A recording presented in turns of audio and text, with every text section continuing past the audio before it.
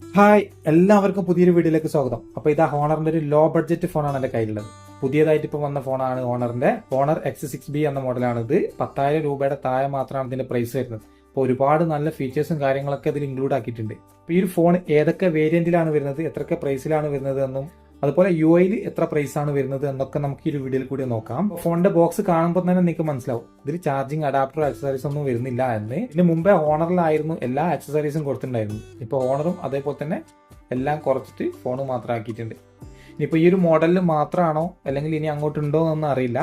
ചിലപ്പം ഈ ഒരു ഫോണിന്റെ പ്രൈസ് കുറയ്ക്കാനായിരിക്കാം ഇതിലെ ആക്സസറീസ് ഒക്കെ മാറ്റിയത്. അത്യാവശ്യം നല്ല ഫീച്ചേഴ്സ് ഒക്കെ വരുന്ന ഫോണാണ്. എന്തായാലും നമുക്ക് ഇതിന്റെ ബോക്സ് ഒക്കെ ഓപ്പൺ ചെയ്ത് നമ്മളെ ഫോൺ പുറത്തെടുത്തതിന് ശേഷം ബാക്കിയുള്ള കാര്യങ്ങളൊക്കെ നോക്കാം.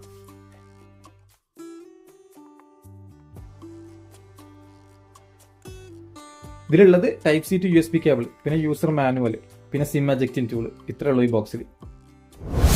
ഇതാണ് നമ്മളെ ഫോണിന്റെ ഫസ്റ്റ് സെറ്റപ്പ് ഒക്കെ ചെയ്തെടുത്തിട്ടുണ്ട്. കമ്പനി ഡിസ്പ്ലേക്ക് പറയുന്നത് ഡൈനാമിക് ഹൈബ്രിഡ് ഡിസ്പ്ലേ എന്നാണ്. നല്ല ബ്രൈറ്റ് ആയിട്ടുള്ള ഡിസ്പ്ലേ എന്നാണ് കമ്പനി പറയുന്നത്.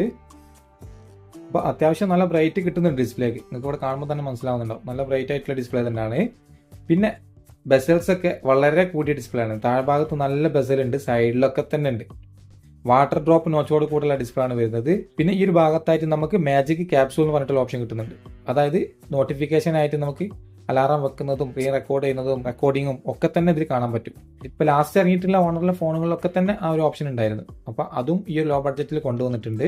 6.56 ഇഞ്ചിന്റെ HD+ TFT LCD 90 Hz refresh rate വരുന്ന ഡിസ്പ്ലേ ആണ് നമ്മൾ ഈ ഫോൺ വരുന്നത്. HD+ ഡിസ്പ്ലേ ആണ് കിട്ടുന്നത്. അതുപോലെ 718Hz ആണ് ഇതിന്റെ മാക്സിമം പീക്ക് ബ്രൈറ്റ്നസ് വരുന്നത്. ഇന്ന് തന്നെ പുറത്ത് പോയി യൂസ് ചെയ്ത് കഴിഞ്ഞിട്ടുണ്ടെങ്കിൽ നല്ല സൂര്യനുള്ള സമയത്ത് പോലും നല്ല ബ്രൈറ്റ് ആയിട്ട് ഡിസ്പ്ലേ കാണാൻ പറ്റുമെന്നാണ്.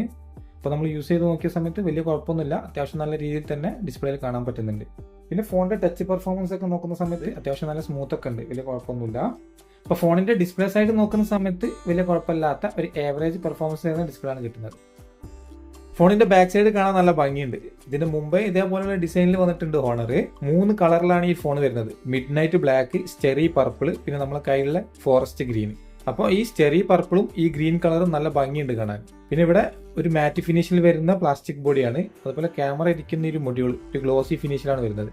അപ്പോൾ ഈ ഒരു ഭാഗത്തൊക്കെ ആയിട്ട് ഡാർക്ക് ഗ്രീൻ ആണ് വരുന്നത്. ക്യാമറ ഇരിക്കുന്ന ഈ ഒരു മൊഡ്യൂളിനകത്തൊരു ലൈറ്റ് ഗ്രീനും. ഇങ്ങനെ 2 കളറൊക്കെ വരുന്നത് കൊണ്ടായിരിക്കാം ഈ ഒരു ഫോണിന്റെ ബാക്ക് സൈഡ് കാണുമ്പോൾ ഭംഗി തോന്നിക്കുന്നത്.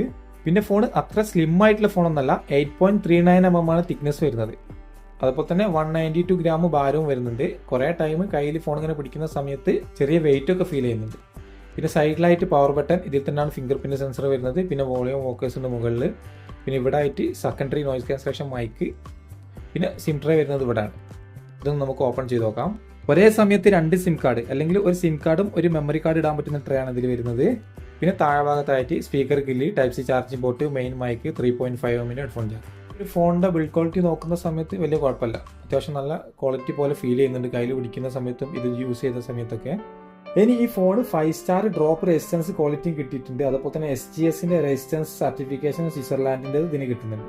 അതായത് ചുരുക്കി പറഞ്ഞു കഴിഞ്ഞിട്ടുണ്ടെങ്കിൽ ഈ ഫോൺ ഇങ്ങനെ എഡ്ജ് കുത്തി വീഴുകയാണെങ്കിൽ ഒരു പൊട്ടലോ അല്ലെങ്കിൽ സ്ക്രാച്ചോ കാര്യങ്ങളൊന്നും വരില്ല എന്നാണ് പറയുന്നത്. അതിന്റെ സ്വിറ്റ്സർലാൻഡ് സർട്ടിഫിക്കറ്റ് ആണ് കിട്ടിയിട്ടുള്ളത്. പക്ഷേ സ്ക്രീൻ തട്ടിയിട്ട് വീഴുകയാണെങ്കിൽ സ്ക്രീൻ പൊട്ടും. കാരണം സ്ക്രീനിന് യാതൊരു പ്രൊട്ടക്ഷനും പറയുന്നില്ല, സൈഡിനും എഡ്ജിനും മാത്രമേ പറയുന്നുള്ളൂ. ഫോൺ താഴെ വീണിട്ട് സ്ക്രീൻ പൊട്ടിയിട്ട് ഈ സൈഡിനൊക്കെ പ്രൊട്ടക്ഷൻ കിട്ടിയിട്ട് എന്ത് കാര്യമുള്ളത്? സ്ക്രീനിനും കൂടെ പ്രൊട്ടക്ഷൻ കൊടുക്കുകയാണെങ്കിൽ കുറച്ചും കൂടി നല്ലതായിരുന്നു. ഇത് ലാസ്റ്റ് നമ്മൾ റിവ്യൂ ചെയ്തിട്ടുള്ള ഓപ്പോയുടെ ഫോണിൽ ഫുൾ പ്രൊട്ടക്ഷനാണ് നമുക്ക് കിട്ടിയിട്ടുള്ളത്. ഇതേപോലെ ലോ ബഡ്ജറ്റ് ഫോണിലൊക്കെ തന്നെ കിട്ടിയിട്ടുണ്ട്. അപ്പോൾ ഈ സ്ക്രീനിനും കൂടെ കൊടുക്കുകയാണെങ്കിൽ കുറച്ചും കൂടി നല്ലതായിരുന്നു. ഇപ്പോൾ ഫോണിന്റെ ക്യാമറ നോക്കുന്ന സമയത്ത് 3 ക്യാമറ പോലെ തോന്നിക്കെങ്കിലും 2 ക്യാമറയും ഒരു ഡമ്മി ക്യാമറയും ഫ്ലാഷാണ് കൊടുത്തിട്ടുള്ളത്. 50 മെഗാ പിക്സലിന് ഒരു മെയിൻ ക്യാമറ, 2 മെഗാ പിക്സലിന് ഒരു ഡെപ്ത് സെൻസർ, പിന്നെ ഒരു ഡമ്മി ക്യാമറ, ഒരു ഫ്ലാഷ്, അത്രയാണുള്ളത്. ഇപ്പോൾ ഈ ഒരു ക്യാമറക്ക് കമ്പനി പറയുന്നത് തന്നെ AI അൾട്രാ ക്ലിയർ ക്യാമറ എന്നാണ്. ഡെയിലി എടുക്കുമ്പോഴും നൈറ്റിൽ എടുക്കുമ്പോഴും നല്ല പിക്ചറാണ് ഇത് കിട്ടുന്നത് എന്നാണ് കമ്പനി പറയുന്നത്. അതെന്തായാലും നമുക്ക് ഇതിന്റെ സാമ്പിൾ കാണുമ്പോൾ മനസ്സിലാവും. അതുപോലെ സെൽഫി ക്യാമറ വരുന്നത് 5 മെഗാ പിക്സലിലാണ്. ഇപ്പോൾ റിയർ ക്യാമറയിലും സെൽഫി ക്യാമറയിലും മാക്സിമം എടുക്കാൻ പറ്റുന്ന വീഡിയോ ക്വാളിറ്റി ഫുൾ HDയിൽ 30 ഫ്രെയിം പെർ സെക്കൻഡിലാണ്. ഇനി ക്യാമറ ഓപ്പൺ ചെയ്ത് കഴിഞ്ഞിട്ടുണ്ടെങ്കിൽ അപ്പേച്ചർ മോഡ് വരുന്നുണ്ട്, നൈറ്റ് മോഡ്, പോർട്രേറ്റിൽ ബ്യൂട്ടി ഓപ്ഷൻ വരുന്നുണ്ട്. പിന്നെ നമുക്ക് ബൊക്ക എഫക്റ്റിൽ ഫോട്ടോസ് എടുക്കാൻ പറ്റും. ഇവിടെ അഡ്ജസ്റ്റ് ചെയ്യാം ബ്ലർ. ഇത് നോർമലാണ്, ഇത് സ്ട്രോങ്. ഇപ്പോൾ ബ്ലർ നല്ല കൂടും ബാക്ക് സൈഡിൽ. ഫോട്ടോന്റെ സാമ്പിൾ കാണുമ്പോൾ നിങ്ങൾക്ക് മനസ്സിലാവും. പിന്നെ ഫോട്ടോയിൽ നമുക്ക് AI ഓപ്ഷനിൽ ഫോട്ടോ എടുക്കാം. പിന്നെ ഫിൽറ്റർ മോഡും കിട്ടുന്നുണ്ട്. വീഡിയോയിൽ നമുക്ക് ബ്യൂട്ടി ഓപ്ഷൻ വരുന്നുണ്ട്. പിന്നെ മോർ എന്നുള്ള ഓപ്ഷനിൽ പോയി കഴിഞ്ഞാൽ pro mode, slow motion, panorama, HDR, time lapse, watermark, പിന്നെ ഐറിസ്, ഇത്ര ഓപ്ഷനാണുള്ളത്. മാക്രോ ഫോട്ടോസ് ഒന്നും നമുക്ക് ഇതിൽ എടുക്കാൻ പറ്റില്ല. അപ്പോൾ ക്യാമറയിൽ എടുത്തിട്ടുള്ള കുറച്ച് ഫോട്ടോസിന്റെ വീഡിയോസിന്റെ സാമ്പിൾസ് ഇവിടെ കാണാം. അപ്പോൾ നിങ്ങൾക്ക് മനസ്സിലാവും ഓരോരോ ഓപ്ഷനിൽ എടുത്തിട്ടുള്ള ഫോട്ടോസിന്റെ ക്വാളിറ്റി ഒക്കെ.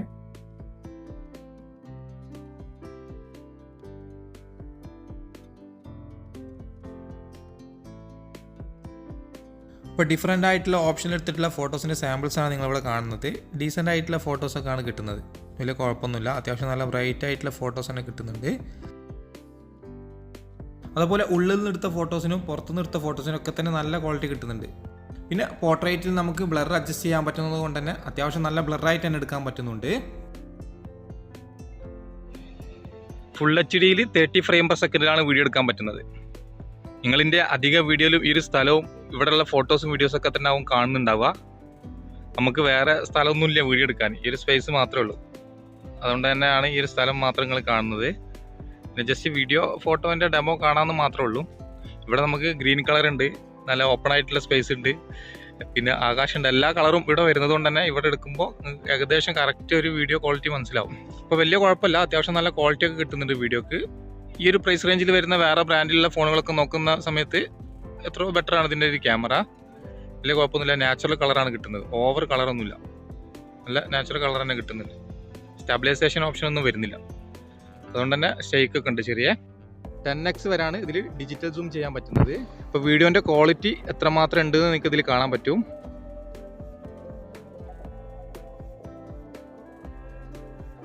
ഇപ്പോൾ റിയർ ക്യാമറയിൽ പറഞ്ഞതുപോലെ തന്നെ സെൽഫി ക്യാമറയിലും നല്ല ബ്രൈറ്റ് ആയിട്ടുള്ള ഫോട്ടോസ് തന്നെയാണ് കിട്ടിയിട്ടുള്ളത്. നല്ല ബ്ലറായിട്ട് തന്നെ നമുക്ക് ഫോട്ടോസ് എടുക്കാൻ പറ്റുന്നുണ്ട്. പോർട്രേറ്റിൽ വലിയ കുഴപ്പമൊന്നുമില്ല, നല്ല ക്വാളിറ്റി ഉണ്ട്.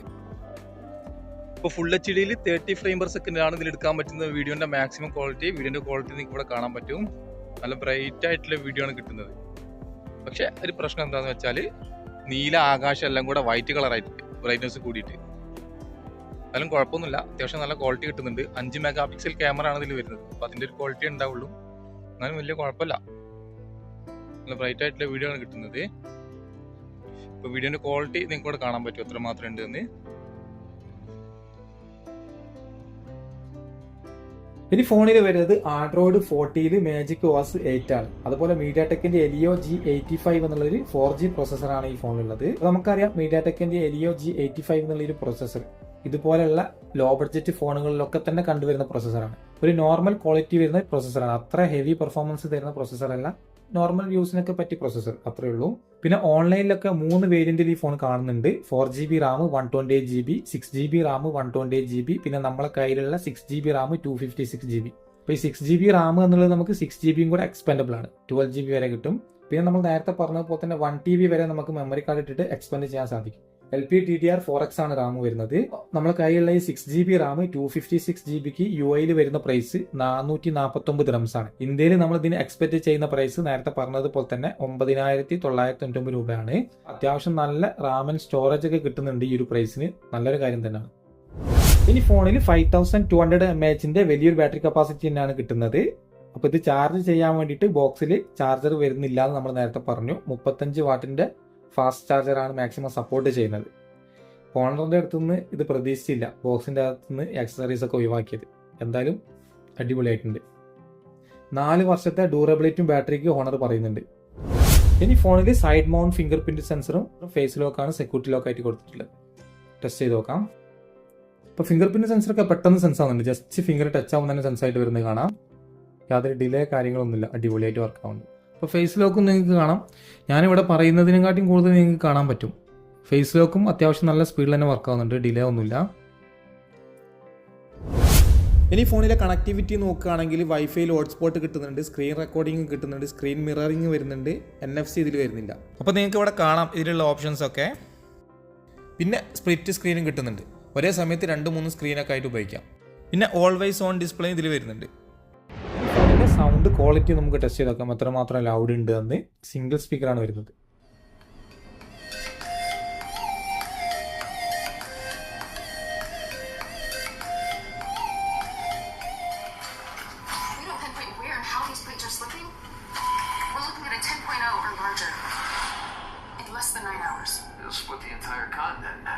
You should call the government. The entire country.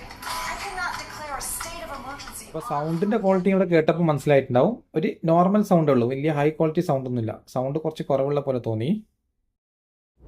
അപ്പോൾ ഈ ഒരു പ്രൈസിന് അത്യാവശ്യം ഫീച്ചേഴ്സും കാര്യങ്ങളൊക്കെ ഉള്ള ഒരു ഫോൺ തന്നെയാണിത്. നല്ല ബ്രൈറ്റ് ആയിട്ടുള്ള ഡിസ്പ്ലേ ആണ് കിട്ടുന്നത്. കാണാൻ വലിയ കുഴപ്പമില്ലാത്തൊരു ഡിസൈൻ വരുന്നുണ്ട്. പിന്നെ 6GB റാം, 6GB കൂടെ നമുക്ക് എക്സ്പെൻഡബിൾ ആണ് കിട്ടുന്നത്. അതും 256GB സ്റ്റോറേജിലാണ് വരുന്നത്. നമുക്കറിയാം ഓണറിൻ്റെ ഒക്കെ ഒരു പ്രത്യേകത എന്ന് പറയുകയാണെങ്കിൽ ഒരുവിധ എല്ലാ ഫോണിലും തന്നെ നല്ല റാം ആൻഡ് സ്റ്റോറേജ് ആണ് കൊടുക്കാറ്. അത് നല്ലൊരു കാര്യം തന്നെയാണ്. വലിയ ബാറ്ററി കപ്പാസിറ്റിയാണ് കിട്ടുന്നത്. അത്യാവശ്യം കുഴപ്പമില്ലാത്ത ക്യാമറയും വരുന്നുണ്ട്. പിന്നെ ഒരു നോർമൽ ക്വാളിറ്റിയുള്ള പ്രോസസ്സറൊക്കെയാണ് ഇതിൽ കൊടുത്തിട്ടുള്ളത്. പിന്നെ ഇതിൻ്റെ നെഗറ്റീവ് ആയിട്ട് നമുക്ക് വേണമെങ്കിൽ പറയാം HD+ ഡിസ്പ്ലേ കിട്ടുന്നുള്ളൂ. ഒരു ഫുൾ HD കൊടുക്കുകയാണെങ്കിൽ കുറച്ചും കൂടി നല്ലതായിരുന്നു. പിന്നെ ചാർജർ ഒഴിവാക്കിയതും ഹോണറിനൊക്കെ ഇഷ്ടപ്പെടുന്ന ഒരുപാട് പേരുണ്ട്. അവരോടൊക്കെ ചെയ്ത വലിയ ചതിയായി പോയത്. പിന്നെ ഒരുപാട് പേര് ചോദിക്കുന്നതാണ് ഹോണറിൻ്റെ ഫോണുകളിലൊക്കെ തന്നെ പ്ലേ സ്റ്റോർ കിട്ടുമെന്ന്. ഹോണറിലെ ഫോണുകളിലൊന്നും ഒരു പ്രശ്നമില്ല പ്ലേ സ്റ്റോറിന്. ഹുവാവിയുടെ ഫോണിൽ മാത്രമേ ഉള്ളൂ പ്ലേ സ്റ്റോർ കിട്ടാത്തത്. അപ്പോൾ നിങ്ങൾക്ക് 500 ദിർഹംസിന് താഴെ വരുന്ന ഫോണുകളുടെ കൂടെ നിങ്ങൾക്ക് ഉൾപ്പെടുത്താൻ പറ്റിയ നല്ലൊരു ഫോണാണിത്. അപ്പോൾ നിങ്ങൾക്ക് ഒരു നോർമൽ യൂസിന് പറ്റിയ ഫോൺ വേണമെന്നുണ്ടെങ്കിൽ നിങ്ങൾക്ക് ഇത് ചൂസ് ചെയ്യാവുന്നതും കൂടാണ്. അപ്പോൾ എന്തായാലും നിങ്ങൾ അഭിപ്രായം കമൻ്റ് ആയിട്ട് അറിയിക്കുക. അപ്പോൾ ഇത്രയുള്ളൂ നമ്മളെ ഹോണർ X6B എന്ന മോഡലിൻ്റെ അൺബോക്സിംഗ് ആൻഡ് റിവ്യൂ വീഡിയോ ഇഷ്ടപ്പെട്ടുണ്ടെങ്കിൽ ലൈക്ക് ചെയ്യാൻ മറക്കരുത്. അതുപോലെ ഇതുവരെ ചാനൽ സബ്സ്ക്രൈബ് ചെയ്തില്ലെങ്കിൽ എത്രയും പെട്ടെന്ന് തന്നെ സബ്സ്ക്രൈബ് ചെയ്ത് സപ്പോർട്ട് ചെയ്യാം. അപ്പോൾ പുതിയൊരു വീഡിയോ ആയിട്ട് കാണാം. അതുവരെ ബൈ.